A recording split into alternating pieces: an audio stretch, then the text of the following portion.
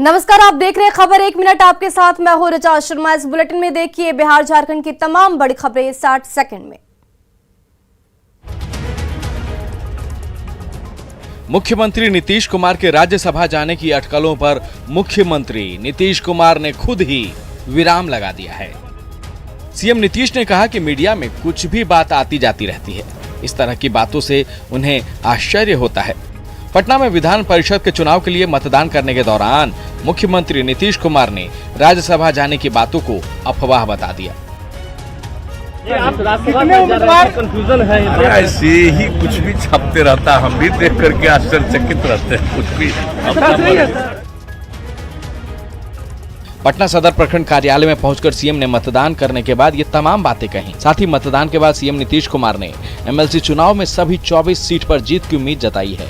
उन्होंने कहा कि उन्हें पूरी उम्मीद है कि एनडीए की जीत होगी। वहीं बोचहा उपचुनाव में प्रचार पर सीएम नीतीश कुमार ने कहा कि वो 10 अप्रैल को बोचहा में चुनाव प्रचार करने जाएंगे।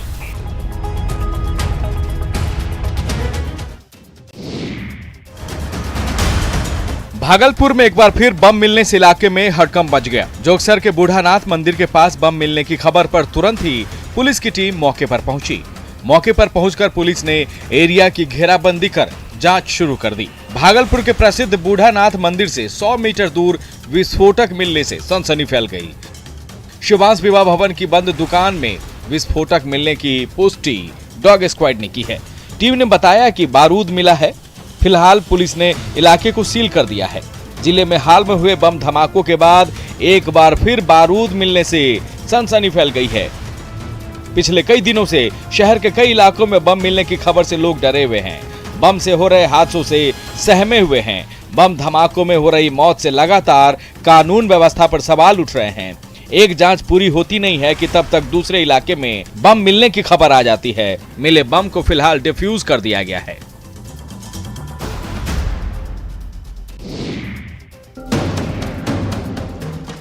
सरायकेला खरसावा में आरआईटी थाना क्षेत्र के जलान कार्बन केमिकल कंपनी रहार गोड़ा में भीषण आग लग गई।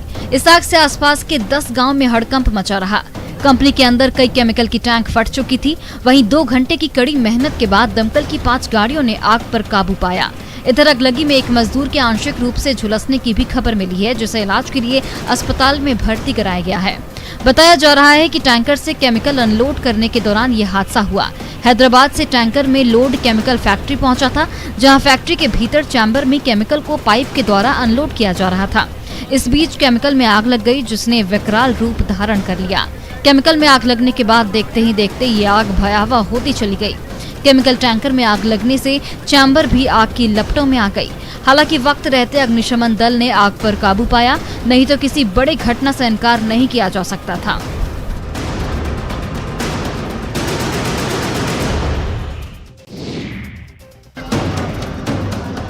मुजफ्फरपुर में सड़क हादसे में एक युवक की मौत के बाद जमकर बवाल मचा। अहियापुर थाना क्षेत्र के झपहा में सड़क हादसे में युवक की मौत के बाद गुस्साई भीड़ सड़क पर उतर आई। हादसे में युवक की मौत के बाद परिजन और स्थानीय लोग सड़क जाम कर प्रदर्शन करने लगे। इधर सड़क जाम किए जाने के बाद आवागमन ठप हो गया। सैकड़ों की संख्या में सड़क पर उतरे लोगों ने कई गाड़ियों को रोक दिया। सड़क जाम की खबर जब पुलिस तक पहुंची तो गुस्साए लोगों को समझाने पुलिस भी मौके पर पहुंची, लेकिन गुस्साई भीड़ शांत होने का नाम नहीं ले रही थी। उल्टे लोगों ने पुलिस की गाड़ी में ही आग लगा दी। कई गाड़ियों में तोड़फोड़ की। पुलिस की गाड़ी में आग लगाए जाने के बाद गाड़ी मौके पर ही धू धू कर जलती रही। लोगों के गुस्से को देखते हुए पुलिस ने कई राउंड फायरिंग भी की। हालांकि फायरिंग में किसी के हताहत होने की खबर नहीं है, लेकिन अहियापुर में जिस तरह से लोगों ने बवाल मचाया, उससे यातायात व्यवस्था भी घंटों ठप रही।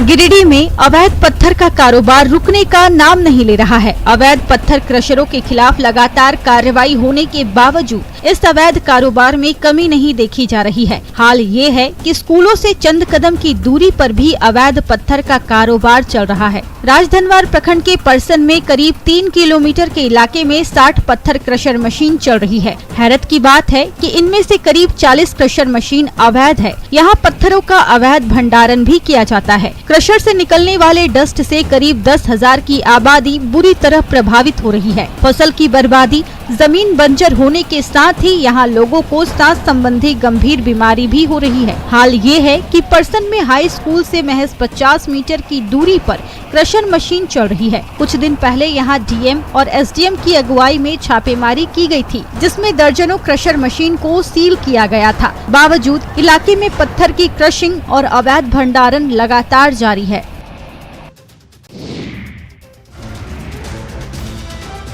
पटना सिटी में बीते 30 मार्च को हुए तेल कारोबारी प्रमोद बागला के हत्यारों को सलाखों के पीछे पहुंचा दिया गया है।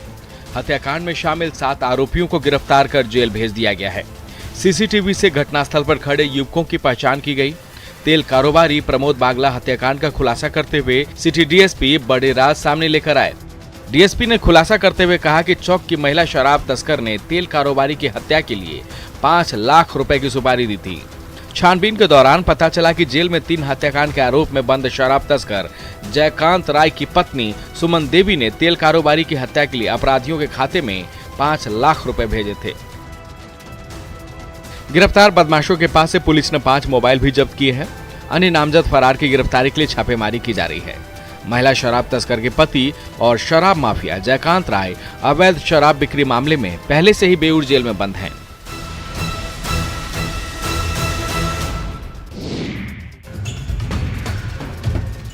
समस्तीपुर में अपराध नियंत्रण में पुलिस बल के मानो पसीने छूट रहे हैं। हाल ये है कि दिन दहाड़े भी बड़ी बड़ी वारदातों को अंजाम देकर अपराधी पुलिस को खुली चुनौती दे रहे हैं। एक बार फिर ताजपुर के गुदरी बाजार में अपराधियों ने दुकान में घुसकर लूट की बड़ी वारदात को अंजाम दिया है। गुदरी बाजार के इस दुकान में अपराधी पहले ग्राहक बनकर आए। दुकान में अन्य ग्राहकों की भी भीड़ थी। हथियार लेकर पहुंचे इन तीनों अपराधियों को देख दुकानदार के साथ साथ ग्राहकों के भी डर से पसीने छूटने लगे। बड़े ही आराम से इन तीनों अपराधियों ने हथियार के बल पर जमकर लूटपाट किया। लूटपाट के बाद ये अपराधी बिना किसी खौफ के दुकान से चलते बने। दुकान में लूटपाट के बाद दूसरे दुकानदार भी डरे हुए हैं। वारदात की ये तस्वीर अब सीसीटीवी कैमरे में कैद हो गई है। अब देखना है कि कब तक पुलिस लूटपाट में शामिल अपराधियों को सलाखों के पीछे तक पहुंचाने में कामयाब हो पाती है।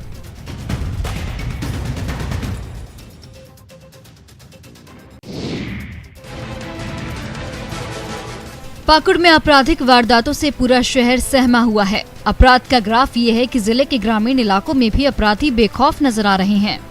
सरेआम घर में घुसकर हत्या करने से अपराधी गुरेज नहीं करते। एक बार फिर महेशपुर थाना क्षेत्र के धवाब थान गांव में अपराधियों ने हत्या की वारदात को अंजाम दिया है। मांझी टोला में घुसकर अपराधियों ने एक महिला की निर्मम हत्या कर दी। घर में घुसकर महिला की निर्मम हत्या से इलाके में दहशत का माहौल है। गाँव के लोग हत्या की इस वारदात से डरे हुए हैं। मृतक महिला की पहचान सनोती मरांडी के रूप में की गई है। अब महिला की हत्या किस वजह से की गई इसका खुलासा नहीं हो सका है। हालांकि ग्रामीणों की सूचना पर एसडीपीओ गांव में पहुंचे, शव को पोस्टमार्टम के लिए भेजा और वारदात की तफ्तीश में जुट गई है। हत्या के वक्त महिला घर में अकेली, अपराधियों ने इसी का फायदा उठाकर महिला की निर्मम हत्या उसके घर में घुसकर कर दी।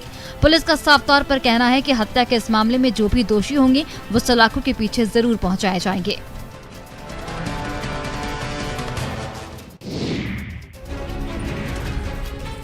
बिहार में अब तक टॉर्च की रोशनी में इलाज करते डॉक्टरों को जरूर लोगों ने देखा होगा।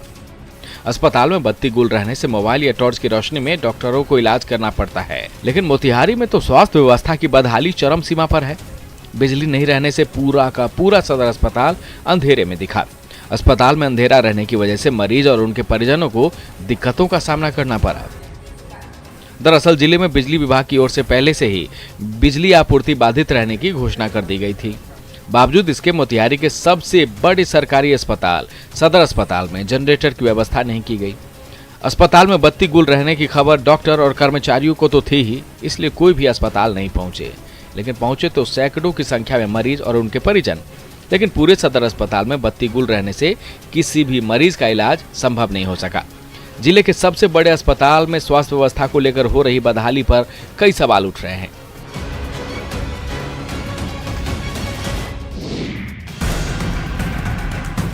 मुंगेर में दुरुस्त स्वास्थ्य व्यवस्था के दावे हवाई साबित हो रहे हैं। जिले में बदहाल स्वास्थ्य की तस्वीर इस बार सदर अस्पताल से आई है, जहां अस्पताल में भर्ती मरीज को एक वार्ड से दूसरे वार्ड में शिफ्ट करने के लिए स्ट्रेचर तक नहीं मिला।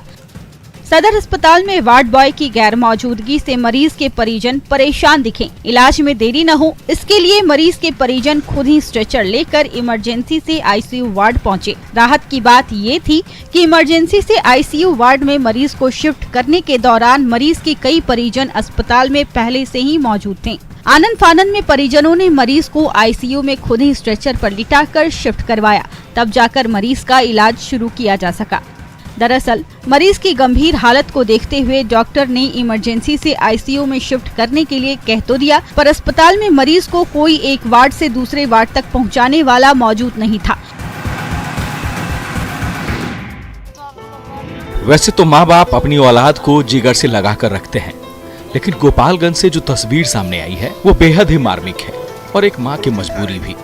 मजबूरी गरीबी की वजह से है कि अपने औलाद का इलाज नहीं करा सकती। बांध कर रखेगी नहीं तो बेटा भाग जाएगा। वो इसलिए कि बेटा उनका सालों से विक्षिप्त है। इलाज के लिए पैसे है नहीं, इसलिए 10 सालों से अपने जिगर के टुकड़े को जंजीरों में बांध कर रखती है। बरौली थाना क्षेत्र के सलेमपुर गांव में माँ बाप अपने 14 साल के बेटे को जंजीरों से बांध कर रखते हैं। दिन भर उनका बेटा जंजीरों से जकड़ा हुआ रहता है। इस बच्चे को यूं ही एक ही पेड़ से बांध कर रखा जाता है। रात में घर के खाट पर बांध दिया जाता है। बड़ा बेटा है, इसलिए जैसा भी है जिगर का टुकड़ा है। माँ कहती है कि मेरा बेटा चाहे जैसा है लेकिन मेरे आंखों के सामने रहे, इसलिए इसे बांध कर रखने की मजबूरी है। दरअसल 4 साल की उम्र में इस बच्चे को पहले तेज बुखार हुआ। गरीब परिवार के पास इतने पैसे थे नहीं कि अपने बच्चे का इलाज करा सके। उसके बाद इस बच्चे की ऐसी हालत हो गई।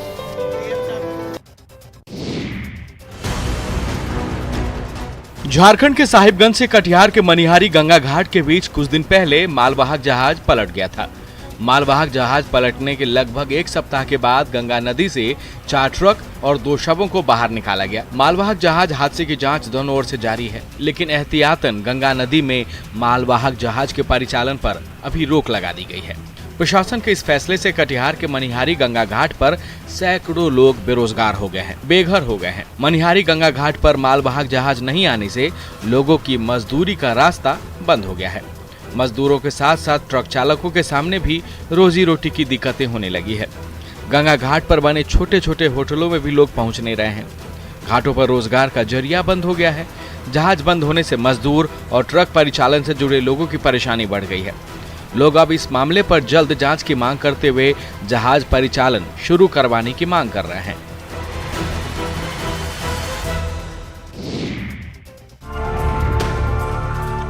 नालंदा के सिलाव में तालाब खुदाई में बड़े पैमाने पर अनियमितता बढ़ती जा रही है। ग्रामीणों ने तालाब खुदाई में बढ़ती जा रही अनियमितता के खिलाफ आवाज उठाई है। दरअसल सिलाव प्रखंड के सरिलचक गांव में लघु सिंचाई विभाग की ओर से एक बड़े तालाब की खुदाई करवाई जा रही है। 15 एकड़ में फैले इस तारसी तालाब की खुदाई के लिए विभाग की ओर से 70 लाख रुपए की राशि आवंटित की गई है, लेकिन तालाब के चारों ओर बिना किसी अतिक्रमण को हटाए तालाब की खुदाई की जा रही है। तालाब की खुदाई भी ऐसी कि 15 एकड़ में फैले इस तालाब में कहीं 2 फीट तो कहीं 3 फीट गड्ढे खोदकर छोड़ दिए जा रहे हैं, जबकि तालाब की खुदाई 5 फीट तक किए जाने का निर्देश है। तारसी तालाब की खुदाई में बढ़ती जा रही अनियमितता के खिलाफ लोगों में गुस्सा है। खुदाई से पहले तालाब के चारों ओर किए जा रहे अतिक्रमण को हटाने की मांग कर रहे हैं और पूरे 15 एकड़ के तारसी तालाब में 5 फीट गहरे खुदाई की मांग कर रहे हैं।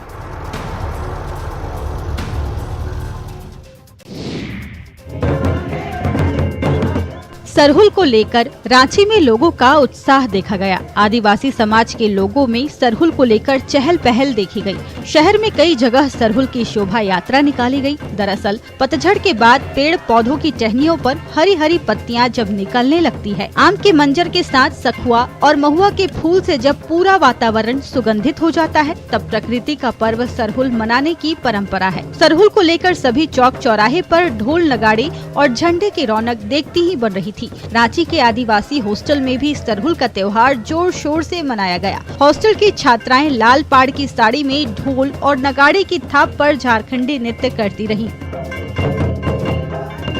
सरना स्थल पर आदिवासी समाज की ओर से पूजा अर्चना की गई। हॉस्टल की छात्राओं का कहना है कि 2 साल के बाद इस त्योहार को इतने बड़े स्तर पर सेलिब्रेट कर रही हैं।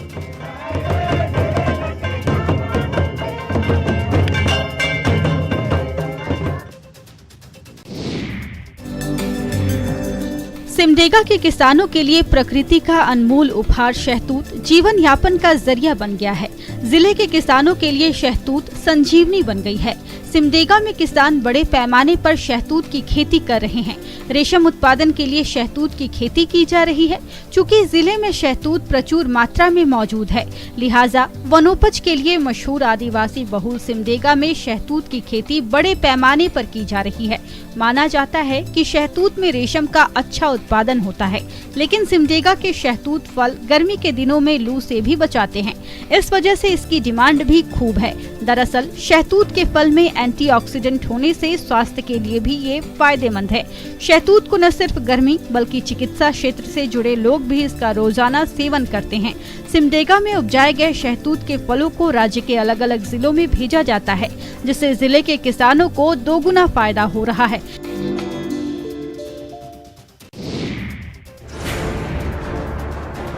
गर्मी बढ़ने के साथ ही पतरातू के आदिवासी बहुल गांव मसमोहना में लोगों को पानी की समस्या का सामना करना पड़ रहा है। गांव में 5 सोलर चालित जल मीनार हैं, जिसमें से 4 खराब पड़े हुए हैं। जल मीनार के खराब होने से लोगों को पानी के लिए परेशान होना पड़ रहा है। गांव में लगे अधिकांश चापाकल गर्मी के कारण सूख गए हैं, जिससे लोगों को पीने का पानी नहीं मिल पा रहा। पानी की कमी के कारण लोगों का जनजीवन प्रभावित हो रहा है। लोग पानी की तलाश में नदी और तालाब की तरफ रुख कर रहे हैं, जिसके लिए उन्हें लंबी दूरी तय करनी पड़ रही है। गांव में पानी की समस्या के हल के लिए जिला प्रशासन ने 2 साल पहले 3 लाख लीटर के क्षमता का जल मीनार बनाने का काम शुरू किया था, लेकिन अधिकारियों की लापरवाही के कारण पानी की टंकी का निर्माण अधूरा है, जिसके कारण गांव में पानी की समस्या का समाधान नहीं हो पाया है, जिससे समस्या जस की तस बनी हुई है।